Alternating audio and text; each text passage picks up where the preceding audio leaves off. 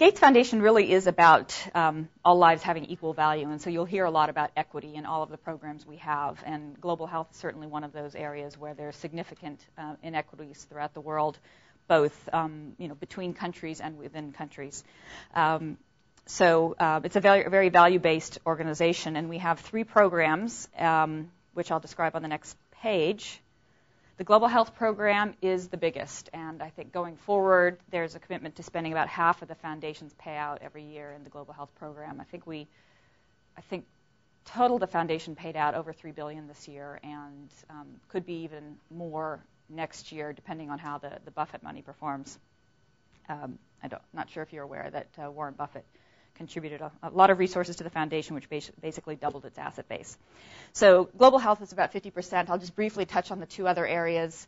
The United States program has education, has U.S. libraries, has some other small initiatives, some focused on the Pacific Northwest because that's where the co-chairs live and are committed to helping. Global development is the newest program area, and lots of links with global health because in many of our minds, those health and development are inextricably linked. And so they are 2 separate programs, but we are starting to interact, collaborate more as you would expect.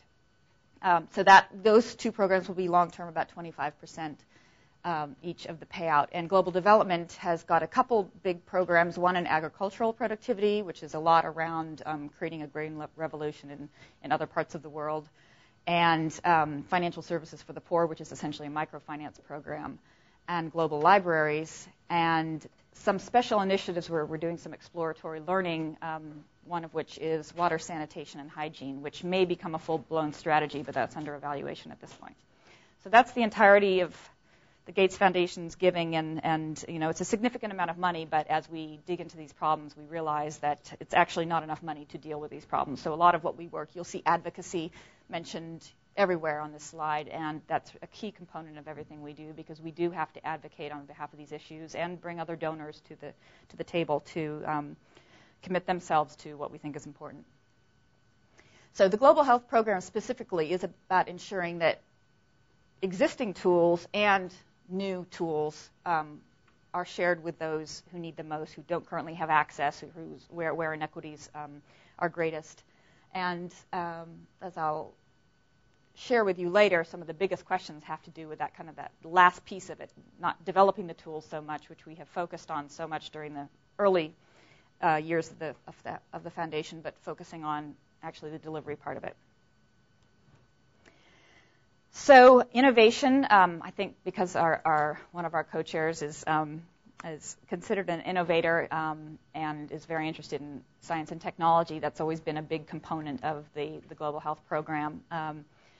Either taking tools that were sort of stuck in development, not being developed by pharmaceutical companies or by academia because of lack of resources, taking those tools and developing them and getting them out into the field, or doing basic research to find new candidates. So a lot in the innovation area, but then focusing on what we call the neglected diseases, or the diseases which really, or health conditions which have disproportionate impact on the developing world. So the infectious diseases, and then also reproductive, maternal, newborn, and child health, and nutrition. And a lot of what we do is demonstrating what works. A lot of money is needed for implementation, obviously, to buy products, to distribute products, to build health systems. And really what we're about, because of our constrained resources, is trying to test what works, both in terms of tools and interventions, but in the ways of using them, so that our money really isn't going towards the implementation, but perhaps implementation models that might be adopted by others. So obviously, I'm sure you're familiar with a lot of these statistics, but most of the diseases that we deal with are really disproportionately affecting the developing world. A lot of them are diseases that don't exist in the developed world or were wiped out of the developed world many years ago, and virtually all the cases are in the developing world. And then there are some where we obviously have a burden in our country, but it's disproportionately affecting developing countries because of the pattern of the disease or because of the lack of resources, lack of infrastructure. Just a note on how we're organized. This is something that's very confusing to everybody outside the foundation, including our grantees, who don't ever quite understand why we're organized the way we are, but this is essentially the way global health is organized, and this is the way we feel. And people who come from the pharmaceutical sector, this will not look very surprising to you, but for us, organizing in this way was actually a new way of doing things. So the global health program has really been about developing products, taking candidates that looked very promising and developing them, putting them into the clinic, and getting them delivered. So this middle piece, the development piece of it, was always dominant. And recently we've now decided to invest a lot more in discovery because the pipeline is drying up a bit now that we've had some successes in getting products into the clinic and registered.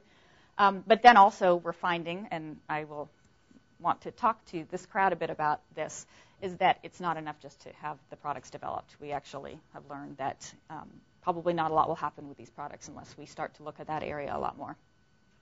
The two pieces of development for us are the infectious disease program, where I work, which is the HIV, TB, malaria, pneumonia, diarrhea, all the small tropical diseases, which actually carry a pretty big burden. And then the integrated health solutions development, which is where reproductive health, child, newborn health, and nutrition lie, because those are much more about designing packages of interventions and for delivery in the field. And as I said, policy and advocacy is a big piece of what we do, and a lot of what you may have seen the foundation doing lately is around advocating with donors or with civil society. I don't know if you've seen the One campaign, which is around trying to work with the presidential candidates to get them committed to these issues. So at any rate, those are the pieces of the work we do internally, but of course we are doing work through others. We are a donor organization. We're not an implementing organization.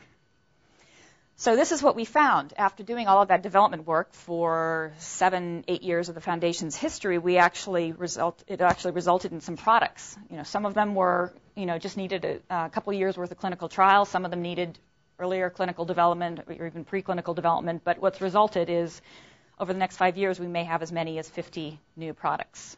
And when we turned to look at what was going to happen to these products, we realized that there was a good chance that they might not be used, and they certainly wouldn't have the impact we would expect them to have. So vaccines, drugs, other interventions. You'll see male circumcision up there, which is interesting because we actually know now that male circumcision has a certain efficacy against the transmission of HIV. So how do you roll out male circumcision? That's actually a big question for some of my colleagues. Food and biofortified products for the nutrition program, and then diagnostics. So all of these things are happening or will be happening in the next few years. But this is what we discovered when we took a look at what happens to products, healthcare products in the developing world. So on the far left, we have what we're considering an analog here, which is a U.S. drug launch. And the analog here is time to peak sales, that being the 100% mark. And look how few years it takes, relatively speaking, fewer than 8 years now to get to that time to peak sales. But yet we have some other extremely important healthcare interventions here which have known very high efficacy. DOTS, which is the standard of care treatment for tuberculosis. ACTs are the combination therapies, which are now the standard treatment for malaria. Skilled birth attendants, ARVs, antiretrovirals, the Haemophilus B vaccine, and that B vaccine and oral rehydration therapy for the treatment of diarrhea. All of those highly effective, no question at all that they should be implemented as healthcare interventions and that they are highly cost effective. And yet look what happens. In the case of Hep B and Hib vaccine, those were all introduced into infant immunization programs in the developed world, and yet, within several years of being registered, you had substantial coverage. So this is the problem we were facing. We want to understand, because we're still in the process of learning, is why is that gap so different? And imagine those of you on the India trip or who have visited countries with these disease burdens. You can probably imagine what some of the reasons are here. So a couple of more examples here, and I've heard some examples of some of you in the room who have worked with some of these products before, but these are products which are highly effective, and their coverage rates in sub-Saharan Africa on the far right. So DALIs, I don't know if this room is familiar with DALIs. A couple of you may, not many who work in the private sector and healthcare know that, but that's the measure of the actual, it's called disability adjusted life years, meaning it's the quantification of all the life years lost due to either an early death or disability throughout your life. So it's a way to compare diseases and burdens of those diseases. So HIV, for example, because it impacts people, young people, has a very high DALY rate relative to the number of deaths. It's compared with a disease that affects older people. So DALYs and deaths, and here we have some interventions which are highly effective when looked at in the clinic or under highly well-managed situations. So we've got bed nets there, we've got anti-malarials, we have oral rehydration therapy, the DOTS program, and even something as basic as breastfeeding, all of which have known very high efficacy and very, very cost-effective in terms of dollars per DALY. And look at the coverage. If you might especially look at under vaccine-preventable diseases, so these are the childhood immunizations that all of our children get here in the U.S., and the global coverage is 73%, or the sub-Saharan African coverage is 73%, but you can see it go much lower than that in some areas and much higher than that, actually. And even in a place like India, you can see it as low as 36% in Bihar, yet 95% in Kerala. So there's a lot of unrealized potential here with very effective tools. And then, moreover, as I was mentioning, even within a country, you'll see vast differences between the top quintile and the bottom quintile, which is another dimension of the problem that we've been looking at. It's not enough just to look at a general coverage rate. So when we look at this problem, it's really about two things. There's the gap between those two curves, and one's all about the slow adoption, and the other is, in the end, resulting in low and inequitable use among certain populations. And so some of the things we're thinking of and that might have a conversation about here is, what can you do to change that curve? Is it about, finding better leaders and more accountability for those who manage healthcare systems? Is it about getting a better product to begin with so that you actually don't have a 3-dose vaccine, which requires a mother to bring back her child 3 times, but you get a single-dose oral vaccine? Policy processes. Some of these products actually take years in global and regional policy decision-making processes just in order to get approval and acceptability in countries. Sufficient funding, obviously. And just enhanced delivery platforms. Think of it kind of the locus of delivery and all the problems associated with delivering products. So these are some of the areas we're thinking of, and I believe that's the last slide I have, yes. But I'd be interested in hearing if any of this resonates with you after having gone on this trip or any other experiences you might have. That's one particular problem the Global Health Program is focusing on now. Obviously, there are lots of challenges in the development program around technical challenges and clinical challenges around developing these products, lots of technical challenges in the discovery area, but this is sort of the newest area for us to think of. So it's one reason I wanted to bring it to you today. And also I think it's the one that for business school students especially poses some questions that I think we're well positioned to answer. So thanks, and I'll just open it up to all of you. Sure. How do you guys deliver most of your therapies? There are a number of different systems. There are, on one extreme, you've got kind of consumer-driven interventions, like a bed net, for example. It really requires certain consumer behavior to adopt it. And on the other end, you've got, physician-mediated sort of treatments or immunization programs are probably, they're very much in the command and control mode. And so they all require different delivery platforms.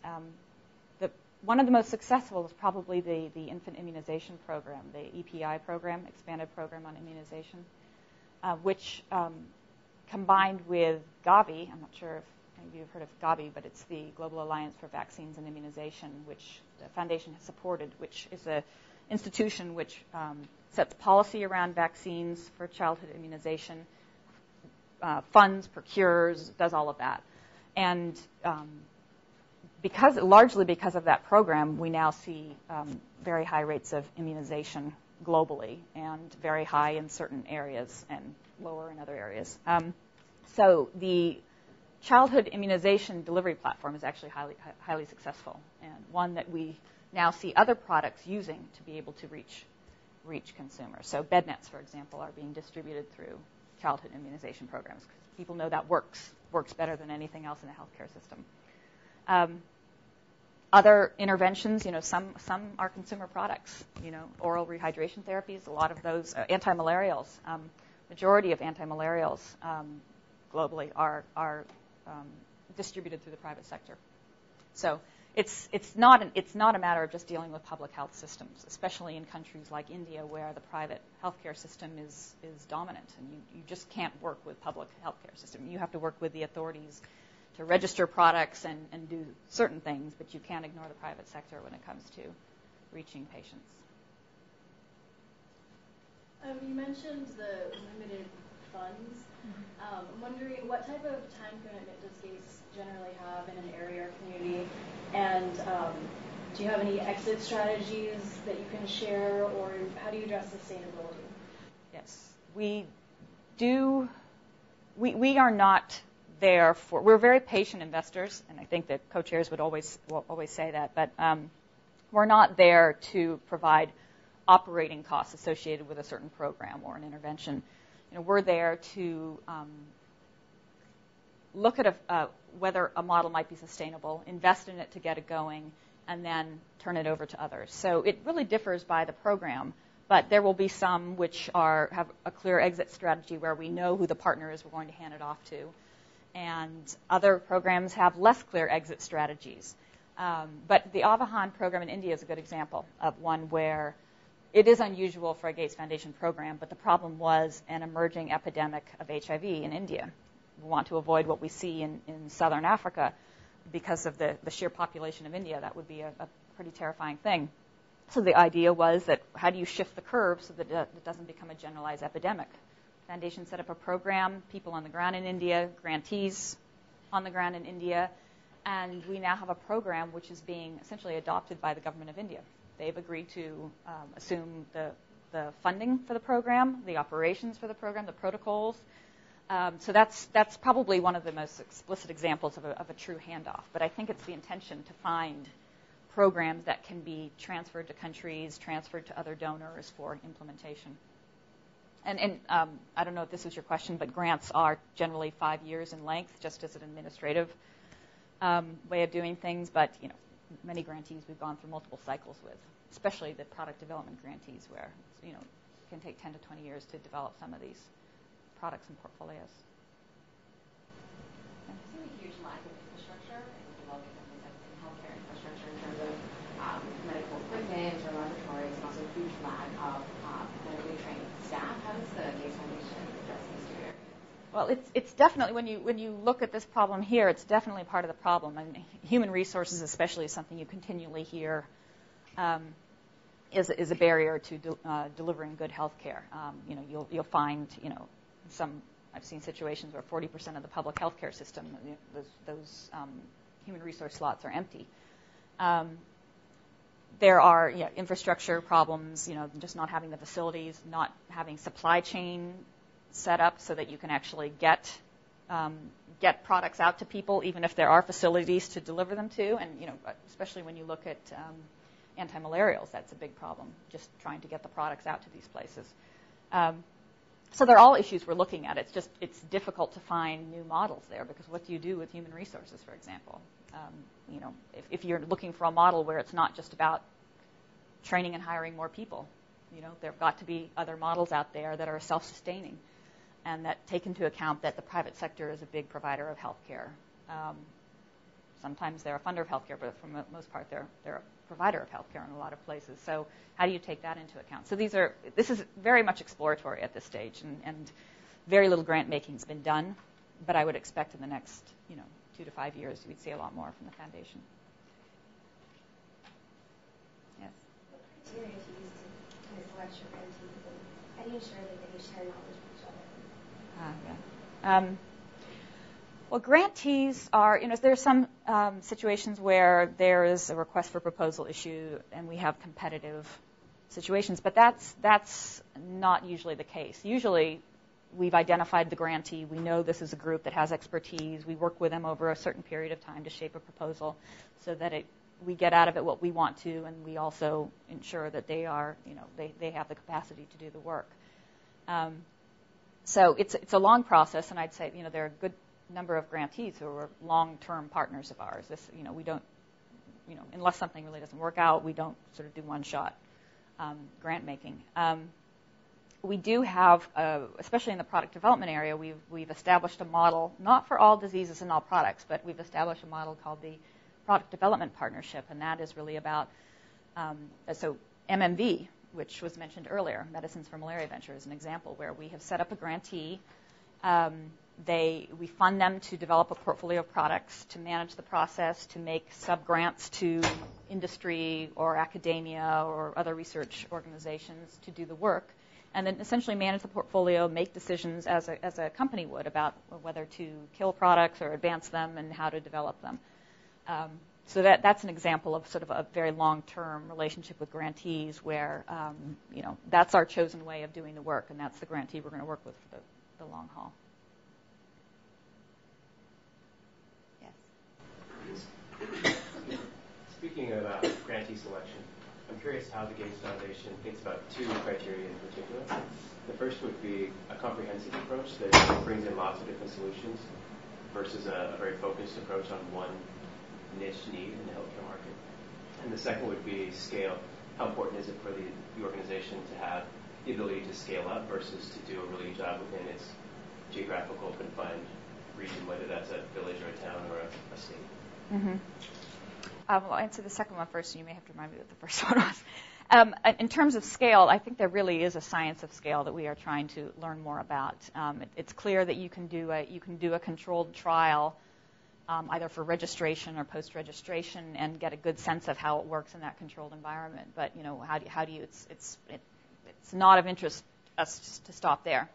So there are a couple of grants where we've tried to look at scaling things up a little more. And one of our programs in Zambia is about taking a malaria program to scale nationwide. And then how do we try to migrate that model to other countries? So we're not actually doing the implementation. We're not going to fund taking that to the entire world afflicted with malaria, but we're trying to understand enough about the science of scaling up that it can be modeled and handed off. So that's a key question because you can answer very interesting questions at a very small scale, but that's not what our intention is, and we're realizing now that we have to find models that scale much bigger, meaning nationally, regionally. And the first question, can you remind me? The first question was, how important is it for the organization to have a very specific focus on, like, for example, if they're trying to solve malaria, that they're all about the bed nets? Yeah. Or is it more comprehensive where they're trying to solve health in this village and they've got 6 different things that they do to attack the same problem? So it really differs. Probably the biggest scope we give to grantees are those PDPs, where they get money to invest in a portfolio and they make those decisions about what goes in the portfolio. And they might also have an advocacy component and a policy component, and those are probably the most.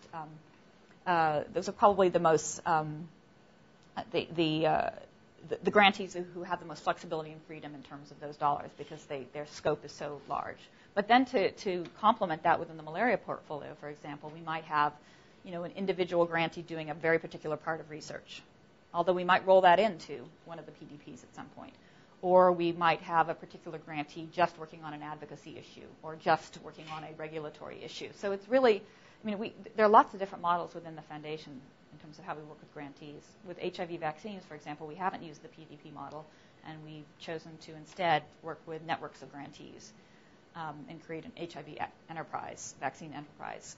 So there are many different models. I think the PDP model has been considered pretty successful. But then we always feel like we need to fill in the grant making with other select grantees with very specific scopes of work. Did that answer your question? More or less? Yeah. So you mentioned that there are some synergies between the global health work and the global development work. Can you talk a little bit about how the two groups might work together? Sure. Well, we're in different buildings now, which is a bit inconvenient. So I'm sure it would be a lot easier to work together if we were, at the water cooler together. But there are a couple of areas where there's very specific interface. So the health insurance that was mentioned here earlier, that actually is a program where, the microfinance group, which is looking at, financial models for assisting the poor, and the global health program, which is really about, finding ways to deliver, innovation and interventions to the people who need them.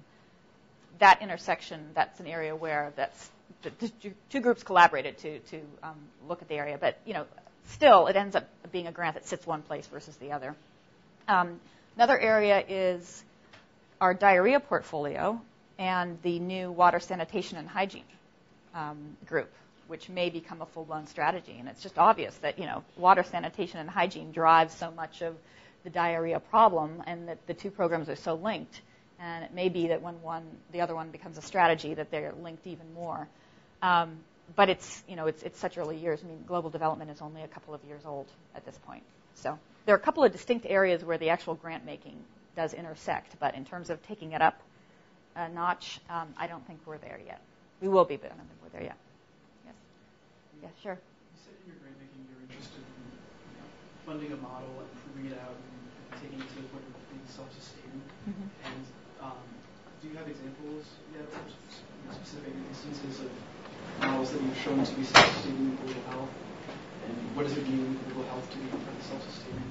In microfinance, you can kind of imagine Yeah. how it would be, but Well, that is a really, really big question, because there are many people who feel like that it's public health is not about being self-sustaining. It's something that that will always be necessary to pay for, and there is a lot of truth to that, obviously. But there are instances where there can be models where, at least from the point of view of the Gates Foundation, is self-sustaining, like the Otto Hahn model, where we have gotten the government of India to say we will take this over, we will sustain this as part of our public health programs.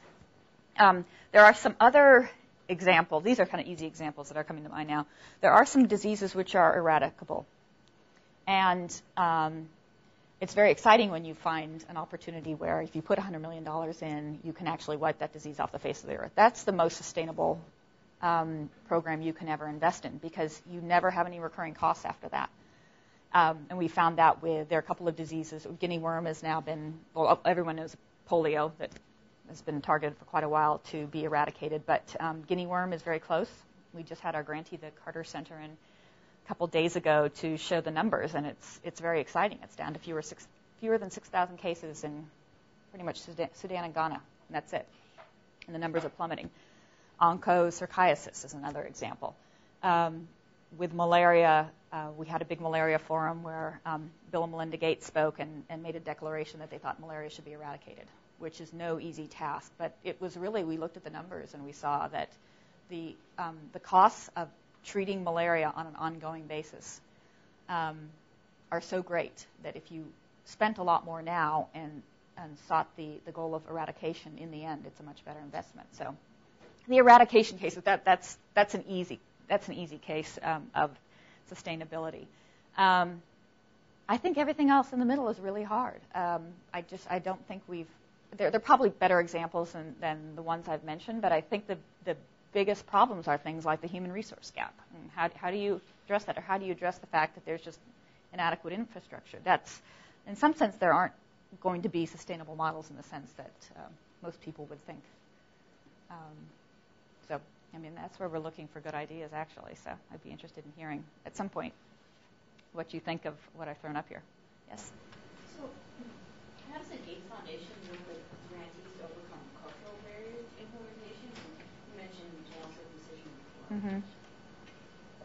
There are a couple of products where that's important. I think all products there are kind of consumer adoption issues and behavior issues associated with it. And certainly when it comes to HIV/AIDS, of course, when it comes to reproductive health, but just about any sort of intervention will come across that. And we don't really work at the community level so much. Some of our grantees do, but because we're testing products and we're testing models and that sort of thing, we have, we do less in terms of community involvement. But when we are designing trials or we're designing even a target product profile, it has to be acceptable. And one story I keep hearing is that one company had made some bed nets and they made them white, and it turns out that white in this particular community or set of communities was associated with funerals and death and that sort of thing.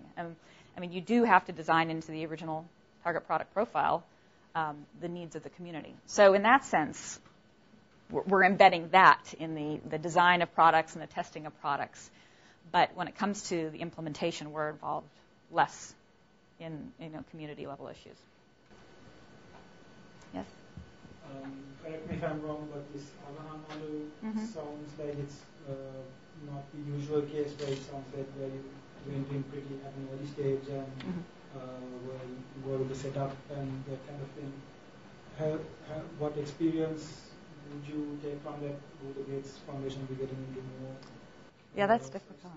You're right. It is unusual. It came about because of some relationships that the foundation had in India and the desire to really avert an epidemic there. So it definitely doesn't sound within the scope of the grant making that we usually do, yet we thought it was important. And there's a lot of things that we've learned. Some of the things we've learned there have been interesting because the team that runs Otto Hahn, actually the head of Otto Hahn is the former head of McKinsey in India. He hired mostly, not absolutely, but mostly business people because it was really about designing a program and executing a program. And there were obviously, the grantees were experts, domain experts, but I think that's one of the learnings we've had with Otto Hahn is that, what if you just applied business expertise to some of these problems. And in that sense, it was around execution. And we're doing a bit of that. We have a small China program now that's a bit similar. So those two are outliers. But we have learned a lot about, mostly from the grant-making point of view, what is the best way to design the grants and select grantees and how many grantees, what combination of kind of big global NGOs and grassroots NGOs. It's taught us a lot about how to do the grant making, and that's probably been the biggest learning for us. Whether you can take the Otto Hahn example and take it to another country, that's less clear because it was so specifically designed for India. Yes. So you mentioned several times that human resources are constrained and at the same time extremely important. How important are actually leaders within meaning like community, local, national, role models, if you wish, for you? And how do you go about kind of interacting with each other? Well, it's true. One of the things we've identified is this, that if you don't have a champion, for example, if you don't have global leaders or national or local leaders associated, your intervention will fail. Now, the Hib is a good example. Where is it?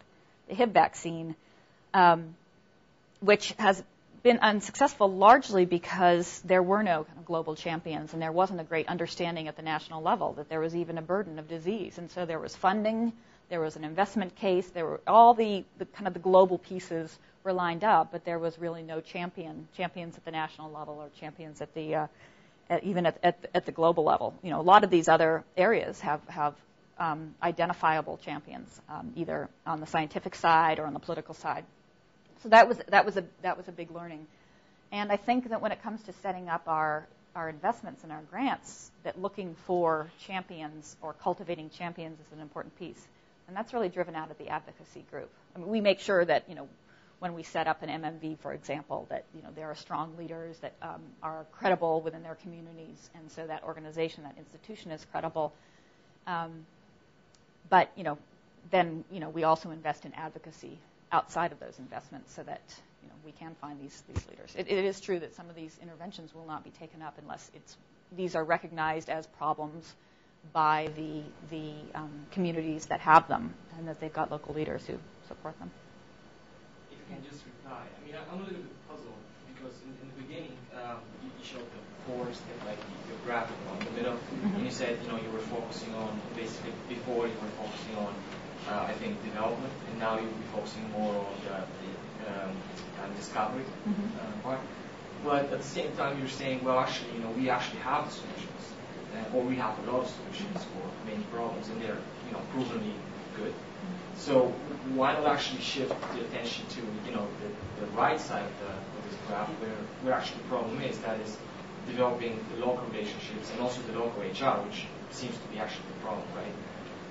Because the Gates Foundation seems to have the financial resources, so that's great, and also a lot of leverage in terms of very important influential people, which would allow you to get more of these people, which will allow you to actually go ahead and actually implement these solutions, right? Well, we are going both ways. So whereas most of the money was concentrated in development, now we're sort of distributing it more evenly so that we are investing more in discovery so we get better candidates, and that so we are also investing in the delivery questions as well. But when you look, you sort of have to look at it disease by disease. But, for example, the existing tools we have for tuberculosis aren't great. DOTS takes, a 6-month treatment or something like that. It's obviously not optimal in these communities to have someone who's not, DOTS means directly observed treatment, meaning people have to come in and be observed taking the treatment. That's not a great sort of intervention for the developing world. Malaria, we don't have a malaria vaccine yet. The first vaccine, which will be available in a few years, looks like it's got about a 30% efficacy against clinical, maybe a little higher against severe disease. Not, it's not going to help us eradicate malaria. It's probably going to take a whole bunch of tools. There are resistance issues with a lot of the drugs out there for many different diseases. So there is, you do have a situation where you've got a disease that can be eradicated or eliminated or controlled with existing tools, and then you've got, but those are few. So our feeling is that we're doomed if we stop investing. We don't invest in discovery because then we won't have the better candidates, and we're doomed if we don't invest in the delivery questions because whatever we produce is going nowhere. So it's balancing the investments across those areas. I know you're comparing it here to the U.S. drug launch and kind of the times of peak sales. And I know with a lot of drug launches, it's very critically dependent on sales force promotion. Mm-hmm. And I would assume that you probably don't have a sales force that calls on these doctors consistently because it's very expensive. But I'm wondering, are you able to piggyback on the efforts of the private sector, or in some areas kind of have something like a sales force? Yeah, none of our grantees at this point are being funded to do sales work, but it really depends on the intervention. So for a vaccine, the public health programs deliver vaccines almost exclusively. And so, the customers there are ministries of health and the WHO, who sets the standards for countries, upon which countries make decisions. So that's the really easy case. That's where, you've got very few customers to deal with, and there's sort of a routine. There's like this pipeline of new vaccine products going through WHO and the ministries of health. Then you've got many more complicated interventions like male circumcision, like antimalarials or oral rehydration treatments, which may be purchased. And there were purchased by the consumer. So they were looking at models which really leverage the way consumers access those services in the first place, so the private sector. So, pharmacies or what they call in India, the rural medical practitioners, which are unlicensed deliverers of health care. They are oftentimes where people go to get. So what we want to do is design programs so that those drugs and vaccines or whatever reach those systems that already exist or that could be enhanced, but that's the natural way those products get out there.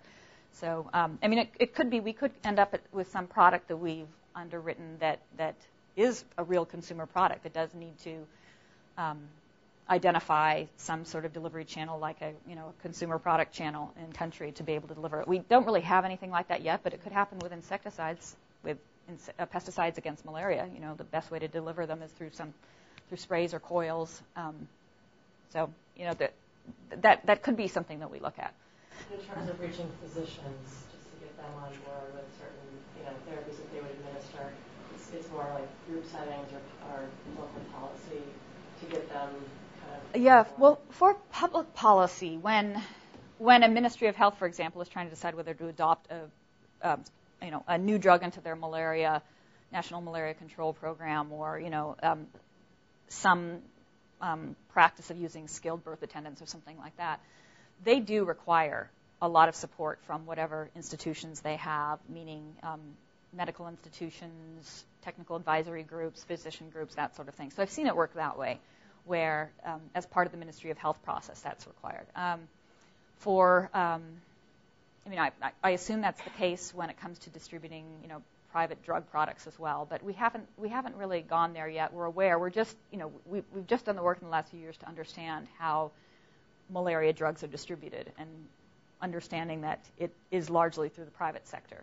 And we actually have a grant out to, I think it's Population Services, to look at monitoring the anti-malarial supply chain and understanding how pricing is working. So, it's very early days for unleashing the power of the private sector channels. Yes. So there's a fair amount of debate, mainly in the academic community, about the relative efficacy between large projects and small projects. Mm-hmm. And it seems like Otto Hahn is one of the cases where the Gates Foundation has gone in and partnered with the government to have a really big project, and it's been very successful so far, as far as I understand it.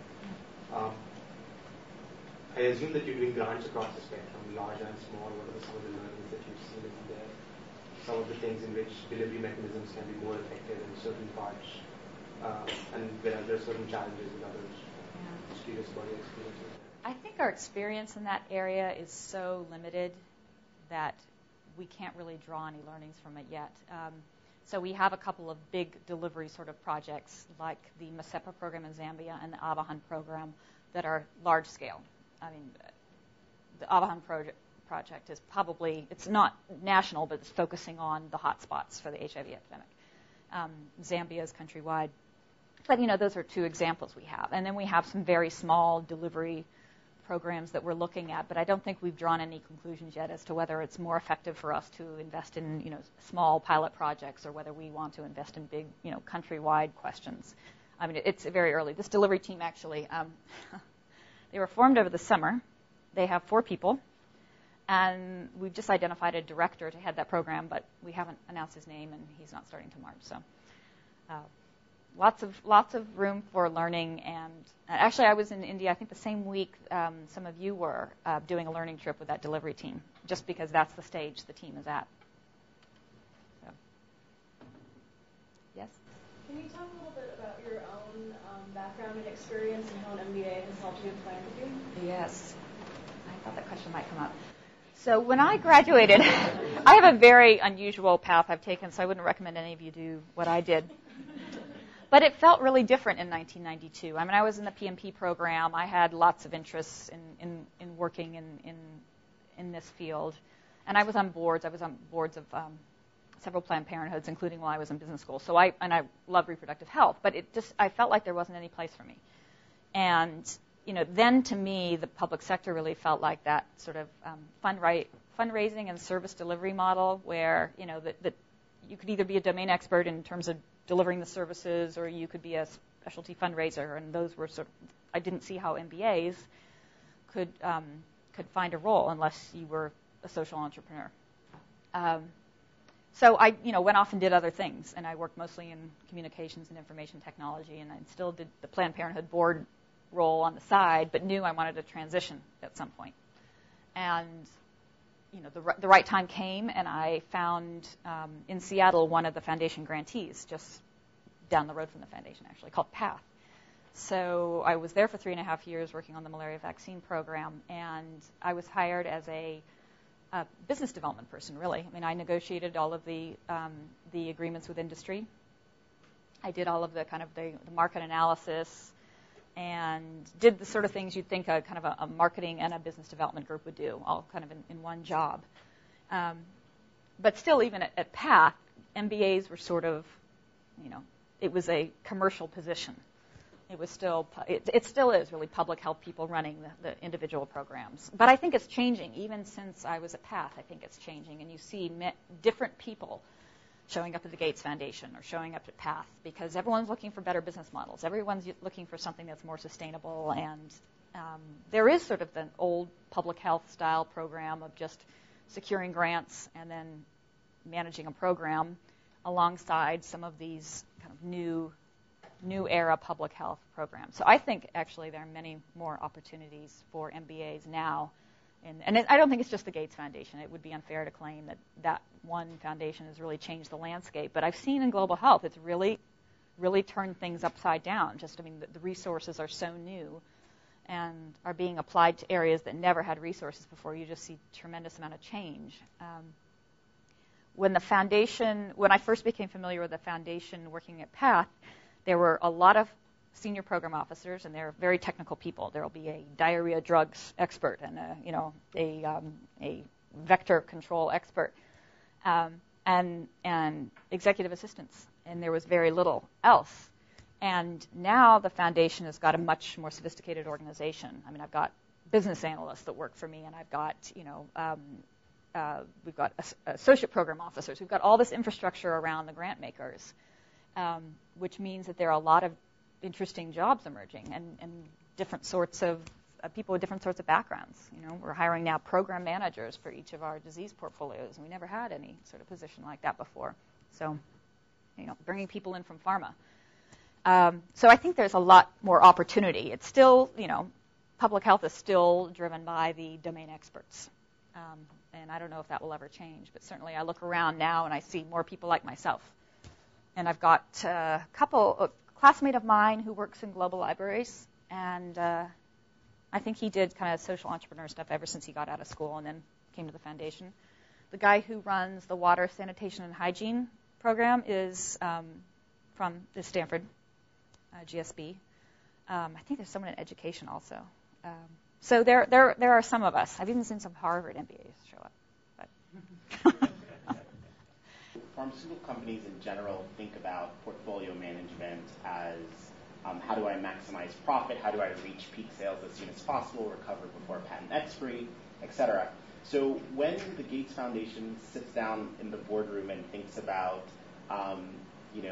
this is where we're going to channel this much investment versus this, are you thinking about lives saved? Are you thinking about greatness of disease? Are you thinking about who's the least? I mean, I'm just trying to figure out what are the dimensions around which you actually make that decision to put, $50 million here and $1 million there.